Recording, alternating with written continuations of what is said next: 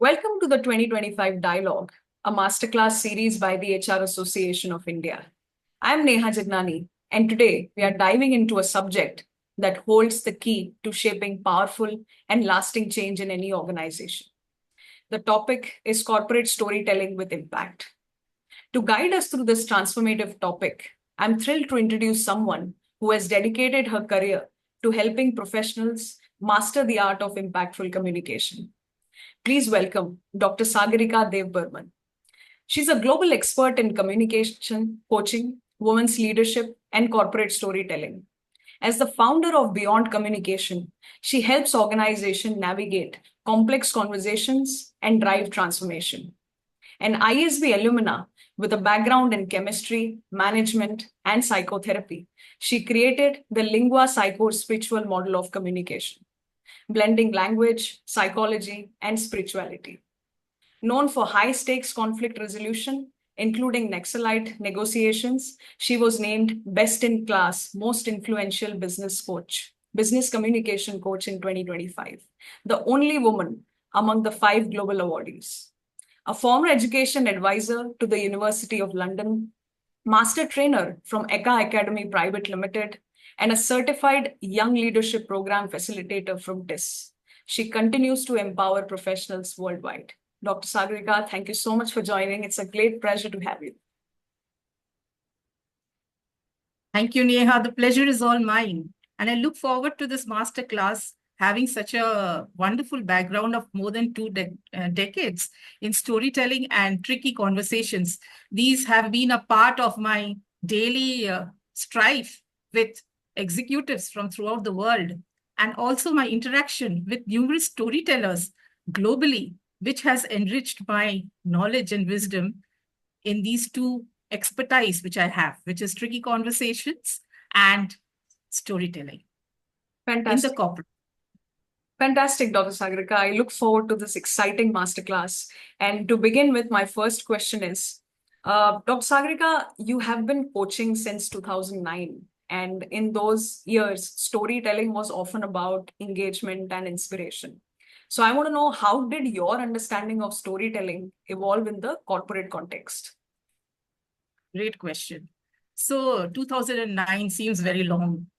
And yes, we started storytelling at that time with a lot of inspiration for the audience.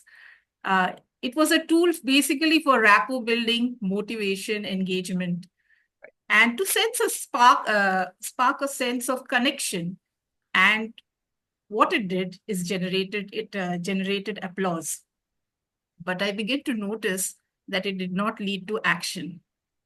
So if you have ever watched a TED Talk, it's very powerful. And it's a storytelling that we do on stage, and it is well documented. The stories are remarkable. People clap. There is high engagement. They are large, unexpected events within these stories. But what I was doing at that time felt like stage storytelling, as you see in the TED Talk. People nodded in agreement, even felt moved, but it didn't change anything at the ground level. It did not make people to take action, and that too precise action in a specific direction. So that struck me. So in business, inspiration alone is not enough. We don't need agreement. Organizations are not asking us for applause. They need 3 things. Number 1, performance. Second, efficiency. And third, behavioral shifts. And storytelling, therefore, has to go beyond motivation. It must clarify relevance and drive action. So this realization changed everything for me. So now we look at stories that actually resonate and relate with our audience. In an organization, you are telling a story with a purpose in mind. So the real power of corporate storytelling does not lie in the delivery, but it's in the strategic design. You want people to get up and take action in a certain direction, and therefore it should produce emotional and logical clarity. It has to move people not just in their hearts, but in their decisions and behaviors. So I evolved. I moved from viewing storytelling as an art of performance to approaching it as a structured scientific process and understanding audiences' psychographics, emotional blocks, and real world challenges. So, my advice during coaching of storytelling is that step away from the bookish knowledge of storytelling, step away from the kind of storytelling that is practiced on stage. There is this perception that you have to get up on stage and be as inspirational as Steve Jobs or Martin Luther King. You don't need to have that kind of aspirations. The ask is not to be able to get up and roar at thousands of people with your charisma. Neither is it to be concise or precise with words. It's all about resonance. You need to be relatable. We have to start talking about those stories which are never documented in the dreaded boardroom. So today I coach leaders with this clear focus of understanding how to strategically design a story, which helps people in aligning teams, overcoming resistance, and driving precise action. So that was a shift from me. So fundamentally, that reshaped how I teach, coach, and support leadership communication. Beautifully put, Dr. Sagarika. I especially like how you made the point that inspiration is not enough. You have to drive performance, there has to be efficiency, and there has to be that behavioral shift. So that was a wonderful takeaway for me. Last but not the least, you said, the delivery is not that critical as much as the desire and the strategic purpose. So thank you so much for articulating it really beautifully. So I'll move on to the next question, Dr. Sagarika, which is, corporate storytelling needs to move people to act. So I want to know what specific principles actually differentiates a corporate storytelling from a general narrative. Right. It's a good question. It's not unusual for me, before I go to the principles, to hear communication like our story is that of being digital first, our story is of driving collaboration to enhance our safety standards. That is not a story. Now, that may be correct, but it is not something that will connect with the audience. So it's a very abstract kind of communication I get to hear from organizations, and organizations have bought into the fallacy that that is a story. So those words are correct, but where is the story? It needs to be wrapped in a story. Right. And essentially, the definition of a story is that there is a character who faces a certain situation, and as a result of the situation, he takes certain kinds of actions, and there are consequences. So if there are no characters, there is no emotion, there is no story. So the job of communication is not transfer of information, but is to make a connection. And connection happens only by transfer of emotions. And therefore, a good corporate story through the transfer of emotions must ignite alignment, ownership, and action. That means listeners don't just hear your story, but they feel it and connect with it. So coming to the core principles, point number one, there has to be clarity of purpose. A corporate story has to have a clear objective. It should be directly linked to specific business goals, whatever it is safety compliance, driving innovation, or increasing employee engagement. So these have to be very clear, and through your story, you have to make these things matter. Why the story matters, and pre-decide what emotion do you want to trigger in your audience and what action they should take next. All this forms the integral part of the story.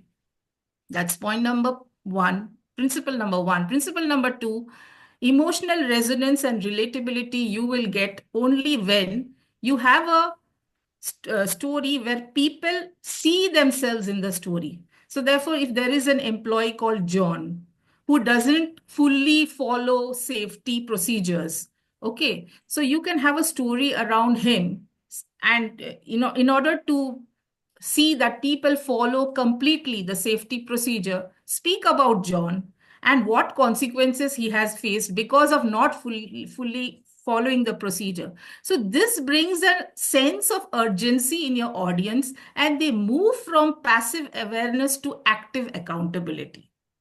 So that's how you can induce people to listen to your words and act accordingly. So the third principle, let's come to the third principle. It is of psychographic relevance. So leaders, I know leaders who know a lot about changes in the world, about geopolitical environment, uncertainties of war, labor shortages. They all the time speak about those. Right. But when I ask them, you want to change your procurement policies to manage the whole climate change situation, how does that boil down to the engineer working on the ground? They struggle there. They are not able to say something like, my engineer does this at this point of time, he walks it and he does this. But maybe now he needs to do this. And this will help him. So that is a wide gap happening between the top leaders and the people who actually are listening to the story and making the changes. It should be able to connect to the people in the ground of the organization. So as a storyteller, that is the investigative work that is done before even any story is told. So the question is, can it change something at the ground level for those people listening to the story in the realities existing there? Can people say, yes, that is exactly what happens to me and let me change it? And that's basically why you're telling a story. It's resonance and relatability. Without that, what is the point of a story? So connect what's happening in the world to the ground level within your organization. Sometimes it means bringing just simple stories that resonate. So overall, I want to say every time a business message seems like common sense is correct. But if it fails to connect, that is the time we need a story around it. So good story is not built around facts, but around the audience's worldview, their doubts, their fears, their desires, their aspirations. Leaders must step into the role of investigators. Now, the fourth principle is people will never act based on the making, the features, or the technical superiority of your product, service, or process. They want to know all these things which you are telling. How is it going to save their time? How is it going to protect their job? How is it going to help them to care about someone? How is it going to help them in saving money or making money? Then these have to be a part of your story. And prior to that, please overcome the objections which which they may have. So pre-decide what are the unspoken objections these people may have. So that the resistance, emotional resistance is lowered in accepting your point of view, and paint for them a tangible future vision. So this is how you can move ahead. In fact, if right now in organizations where I am attached to, they are struggling with employees to adopt to new set of AI powered tools. They have several training programs and technical documents they have been sharing, but the breakthrough doesn't happen unless it is wrapped around a story. When you're speaking about an employee who has been very much hesitant and skeptical to adapt to the changes, new changes, but then he decides to adapt, he embraces the technology, grows confident, and becomes a mentor for somebody else. That's when suddenly the employees find themselves in the same journey and accept the idea. And you can also add to your story that you will be the workforce of the future. Even if you leave this company, you will be in demand somewhere else. So the story that you tell is not about the features of AI or how AI is going to help you. It's about what courage is needed and the transformation that happens and the future readiness that it brings. Sure. That's how it is. Sure. Beautiful. I loved how you clearly broke that down, Dr. Sagarika. To summarize, you're saying that number one principle should be the clarity of purpose. Number two is that people should be able to see themselves in the story that is being narrated to them. Number three is the psychographic relevance, which is a connection between right from the top to the bottom line people. And last but not the least, people will always want to know how what is being told to them is going to add value to them. How are they going to benefit from them? So that's the critical point in one of those principles. So thank you so much. Absolutely. So moving on, Dr. Sagarika, I want to know what storytelling methods can leaders use to overcome apathy or resistance and spark real and lasting behavioral change. Very, very pertinent question. Inspiration alone will do nothing. Inspiration without alignment can never drive action. So storytelling truly has to become a catalyst for behavioral change. And for that, two things have to happen. The story must be accepted first. Second, it must move people to take committed action.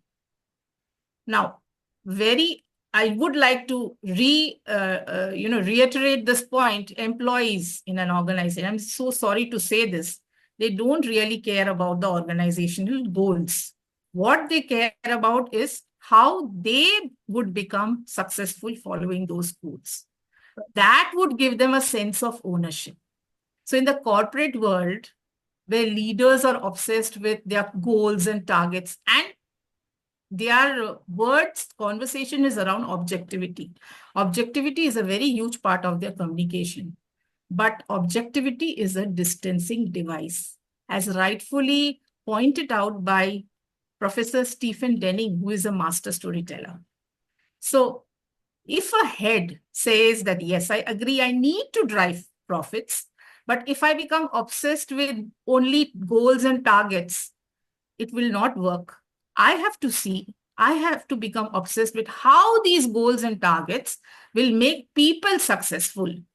Then you can tell a good story. That's why powerful storytelling has to be strategic. So if your audience can picture success, if they see that their time, reputation, money, or loved ones benefit, they buy into the change. So behavioral change follows when people emotionally invest in the story. So the several methods I have covered already in the principles, I'll just brush through them. So first, anticipate and address objections. Leaders must weave counter arguments into the narrative. And second, try and co-create stories with your employees. For instance, when employees are involved in narrating how they can become the workforce for the future, the fear of automation turns into curiosity and empowerment. And the third important method is zoom in. Zoom in means don't speak stories in general of crowds or teams. It never works. Zoom into one person. See, it is a very different thing when you say Ravi entered a building and he died along with 355 people. And if you just say 355 people died in an accident, when the building collapsed.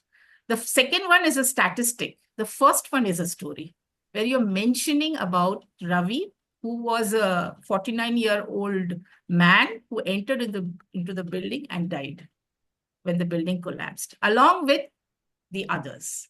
Then it becomes a story, and that is where there is an transfer of emotions there, but not in the second, where you're mentioning numbers. Right. So that is the difference. So again, the fourth method, it's not a method, but you have to investigate before you narrate anything. Learn to listen before you tell. And tell the story of someone like them. So the protagonist of your story must be someone like your audience. Okay. So these are the points. So very, very important. The last point which I want to say is that don't rely on one big story. Behavioral change never happens with high impact, low frequency. Those are the stage stories. High impact, low frequency. Suddenly my life changed and everything got transformed. That doesn't work in an organization. It all happens through small, daily, low impact stories, the ones that build over time and shift culture through consistency. That's perfect. So just to summarize for audience's benefit, number one was to anticipate objections. Number two was to co-create stories with people around you. Thirdly, you have to zoom in, you have to go deeper in your conversations. Fourth is investigate and learning to listen. And last but not the least, you don't have to rely on big stories. Big narratives are won't be critical as long as you're influencing them with small conversations as well. So thank you so much, Dr. Yeah, in an organization, it's an entire force of stories, small incidents, that's the aggregation of marginal gains, which I say. And that creates a huge impact, which changes things in the organization. Sure, fantastic. So, Dr. Sagarika, you also emphasize that identifying whom to say is much more critical than what to say. So, I want to know, how can professionals decode the audience's worldviews, unspoken fear, or aspirations before they craft any message for these audiences? Right. So, in the corporate world, the success of a story doesn't begin with what to say. We have seen that. So you can have the most well-crafted story, do it very well. You focus on all the what to say, be concise, precise, whatever. We have learned for years of these things. But it will never land with your audience if it does not resonate. It won't create that behavioral shift you're aiming for. That's why understanding audience's worldview is not optional, it is fundamental. So you have to rely on that first. So how do you decode your audience's worldview? You start speaking to them, not about them. Now, what do I mean by that? Don't assume what your audience thinks. Don't assume what they struggle with. You engage with them directly to find out. You don't build your story based on second-hand reports, surface level assumptions, or organizational opinions. When you go to a company as a storyteller, when I go to a company, the company tells me, okay, this is the problem with my people. So I said, let me find out first. And when I try and find out, I find that the story is completely different. Right. So speaking directly to these people, your potent audience is very important. So become a story listener, which means ask them open-ended questions that usually begin with when or what, not just why. We are used to speaking why this happened. No, when and what brings out their story. So, for example, when was the first time you struggled with this change? What's been the hardest part of adapting to the new system? What did you really hope to achieve with this change personally and professionally? So when you question them in this way, so these questions will invite stories, so not surface level opinions. And they reveal what matters to them, their emotional landscape, their challenges, unspoken doubts, and their deeper aspirations. After you have understood the entire thing, now you ask yourself a question: what emotional reaction am I trying to trigger with my story in my audience? So that's important. So the emotional transfer is what makes the communication land. And if after storytelling you find that there is a bit of skepticism, do not soften your story. It means you have not adjusted your lens. So tell the story of someone, maybe Ron, who has been skeptical and he has resisted the new initiative, but over time found confidence, success, and growth. Then it works. So here's the truth. Storytelling is not about perfection. It is about, everything is about empathy. So move from perfect storytelling to empathetic storytelling. So stories which have to be sculpted well with insight into your audience's fears, hopes, and giving them a sense of future, stronger identity. So in general, you have to create empathy. And in today's digital economy, any organization which creates empathy at scale will succeed. And the best way to do it is through storytelling. So people don't buy a process, they buy the feeling that a new identity is possible, one that brings them not just organizational success, but personal progress. So that's how you, understand audiences' psychographics and then sculpt the story.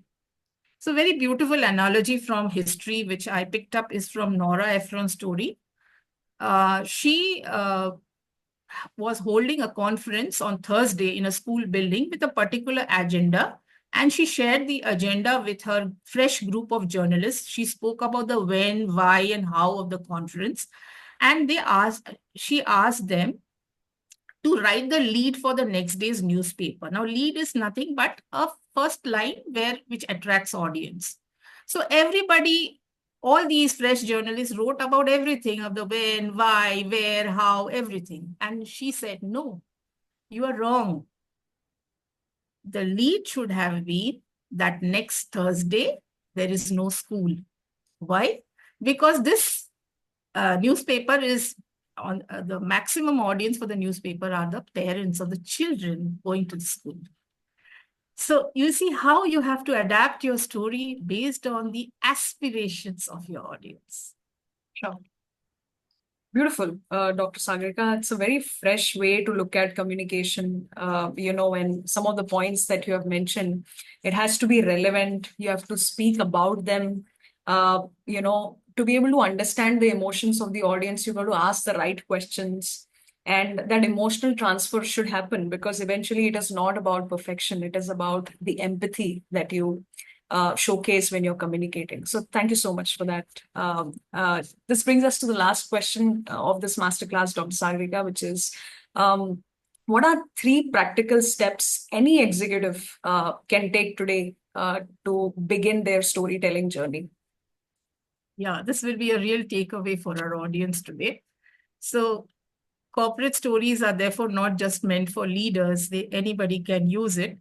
And there are manifold use of corporate story. The scope is vast, but the top 3 ways in which corporate storytelling can be used across various levels is number 1, it can influence promotions. Okay, so at the entry level, storytelling, you can use it to highlight your unique strengths. So instead of telling I'm a team player, I'm proactive, take your interviewer to an environment where you have shown that. So a real micro story from your past, which proves that trait in action is what is desirable. So that's point number 1. Then mid-level professionals can demonstrate their leadership potential. And I want to stress on those 2 words, leadership potential. Why? Because they need to, it's not good enough for them to be good at their current job and project that. Your stories have to reflect your leadership potential in the sense that how you think strategically, how you lead others, or how you solve complex problems. These are the elements of leadership. So why I am mentioning this is that I had a client who came to me. He was in sales and he was excellent in his work, had excellent performance, and he was appreciated by everybody in the organization. But he did not get the promotion. He did not get the promotion because his stories was built around his own work of sales and not about the leadership qualities that he had. Right. So you have to bring that out. So once he started telling stories that reflected decision-making and people leadership, his trajectory changed. So that's second. And the third, you can influence decisions in the boardroom. See, in the boardroom, data is very much you can say everything revolves around data. So instead of having data which seems so dead, make it human, make it relevant, and make it urgent by wrapping it around a story. So stories can really bring data to life. They can blend facts with emotion and it makes the message memorable and actionable. So this is what it can do. And practical steps for, what people can really do to implement stories is first, prepare a library of micro moments. Don't wait for a big story. Start observing your daily work and collect small but meaningful challenges which you have overcome. Moments of persuasion, project success, customer win, team conflict, all these things that you have overcome. So these are high frequency, low drama stories. that become powerful tools when shared intentionally. So don't rely on just one story. Change doesn't come from a single moment. It's the aggregation of marginal gains from many stories that creates real impact. Sure. Point number 2, use certain structural elements in a story. Like there are science-based elements. I cannot go through all the elements, but the top few elements, first is use markers like globe markers, calendar markers, or time markers. Globe markers in San Francisco, in Sri Lanka. Calendar markers, 20th August 1967. Time markers just last night, day before yesterday. These are time markers. So use these because they add credibility to your story. Second, visualization. Trigger visualization of people, take them to an environment, show the scenario, show the struggle in the story. Dialogues, characters have to be there in your story, and you have to induce emotional resonance.